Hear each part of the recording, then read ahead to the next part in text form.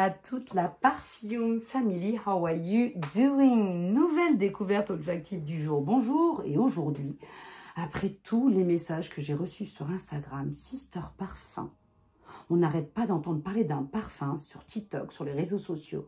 Apparemment, il serait incroyable, l'odeur irrésistible. Oh, ça sent trop bon. Parle-nous-en. Sur TikTok, honnêtement, il y a des hypes qui sont pas du tout mérités. C'est plus la crème qui monte qu'autre chose. Et aujourd'hui, j'ai décidé enfin de venir vous parler. J'ai reçu tellement de messages du fameux You by Glossier. On va faire l'unboxing ensemble et on va parler de ce parfum. Et je vais vous dire tout simplement, d'après mon humble avis, est-ce qu'il mérite un hype et est-ce qu'il est fait pour vous, tout simplement. Alors, You by Glossier, c'est qui, c'est quoi? C'est tout d'abord une création 2017 par la maison Glossier, qui est plus connue au niveau de son make-up. Vous savez, l'effet un peu presque clean, facile pour everyday, pas très compliqué pour celles qui souhaitent être maquillées sans être vraiment maquillées. Et là, ils avaient sorti en 2017 un parfum qui a eu énormément de succès, et encore plus dernièrement. Alors, création par Dora Bagrish et Frank Volk. Frank Volk, je l'avais déjà vu dans plusieurs créations olfactives, là que j'ai plus en tête, mais je l'ai déjà vu. Donc, nous avons quoi? De l'iris, du pink pepper, de l'ambroxan et de l'ambrette. Et nous allons faire tout de suite un unboxing. Voilà comment je l'ai reçu, comment vous le recevrez si vous le commandez. Et c'est très, très original. You, tout simplement, c'est très moderne comme packaging. Là, vous avez le papier comme ça. Et j'ai été très étonnée, j'ai trouvé le packaging très cute. Voilà, mais très moderne. Vous avez un élastique rouge, je vous fais montrer. Voilà. Je sais que c'était un parfum déjà de base autour du musk. Donc, je m'attendais à un parfum assez soft, délicat, passe-partout. Alors déjà, nous allons sentir ça ensemble. Comme je vous disais, au niveau des ingrédients, on a de l'iris, du pink pepper, de l'ambroxan et de l'ambrette. Est-ce que c'est un parfum challenging, compliqué? Pas du tout. D'ailleurs, c'est ce qui explique son succès. C'est que c'est un parfum qui est très simple. C'est un parfum très poudré, délicat, très moderne, qui n'a rien de spécial, qui n'est pas exceptionnel. Quand je vois les gens me dire, oh, les gens faire des vidéos en train de dire, oh, il sent tellement bon, ça ne m'a pas donné cet effet-là. Je me suis juste dit, ok, easy one for everyday, working girl, très très simple. Alors on a vraiment, j'ai retrouvé tout de suite l'ADN de deux parfums. Non seulement le parfum Juliette Has a Gun, This Is Not a Perfume, si c'est votre style, franchement, vous allez surkiffer You. Moi, j'ai pas du tout été fan de Juliette Has a Gun. Celui-ci, il est un peu plus intéressant, je vais vous dire après pourquoi.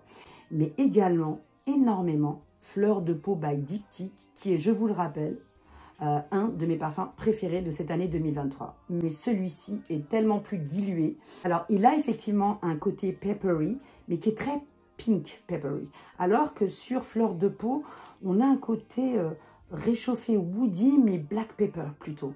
Alors, celui-ci, je le trouve plus intéressant par contre, alors moins bon, beaucoup moins bon que Fleur de Peau. Je resterai toujours avec fidèle à Fleur de Peau. On dirait qu'il y a une sorte de African Flower dedans qui est magnifique. Celui-ci, pourquoi je le préfère à This Is Not a Perfume de Juliette Has a Gun? Parce qu'il a un côté plus fasté, légèrement plus fasté.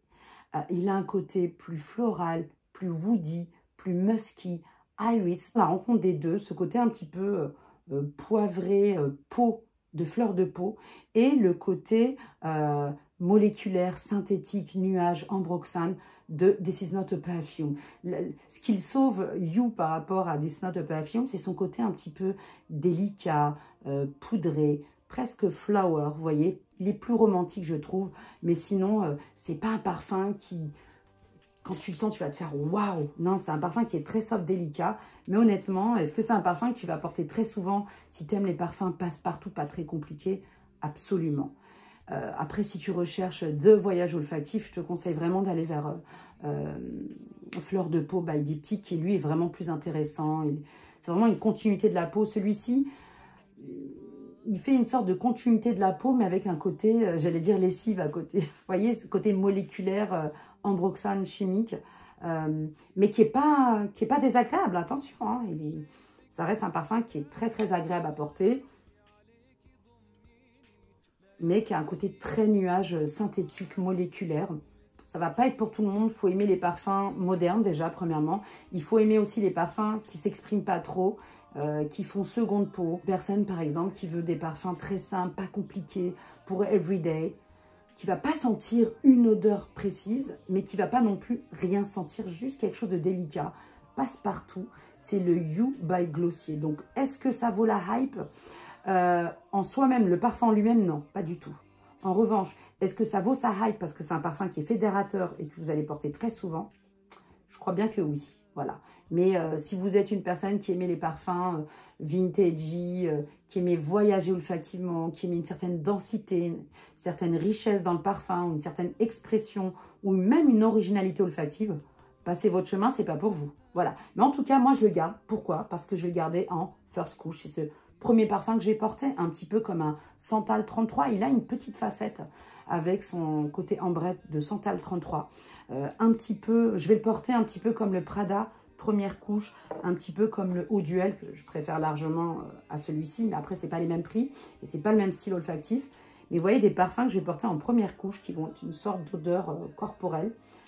Celle-ci largement plus synthétique. Et après, je vais pouvoir voilà, rajouter d'autres parfums autour. C'est aussi le parfum chill out du week-end. Voilà, tranquille, pas compliqué. C'est pas des parfums très challenging, clairement. Donc, ça mérite pas sa hype de ce côté-là, mais en rapport, tu vas le porter et son prix. Ouais, c'est un très bon rapport qualité-prix. Voilà, j'espère que cette description de ce parfum vous aura aidé un peu plus, vous l'imaginez, ce côté iris, ambrette, ambroxane, également pink pepper, qui donne ce petit côté pas girly, mais romantique. Ouais, ça va. Juste, il a un petit côté très synthétique et c'est pas le parfum qui fait waouh, mais c'est le parfum que tu vas porter. Et d'ailleurs, il y avait une phrase indiquée parmi les créateurs qui indiquait que c'est un parfum que tu vas avoir du mal à décrire, parce que c'est un parfum qui va faire une sorte de continuité de la peau, mais qui est très addictif et que tu vas aimer porter très régulièrement. Et c'est vraiment, je pense que c'est vraiment le cas quand tu ne cherches pas une vie compliquée. C'est You by Glossier. Voilà. Est-ce qu'il faut m'appeler Sister You? Là est la question. Oui, vous pourrez m'appeler Sister You. À bientôt pour de nouvelles aventures olfactives et plein de nouvelles découvertes qui arrivent. Peace, salam.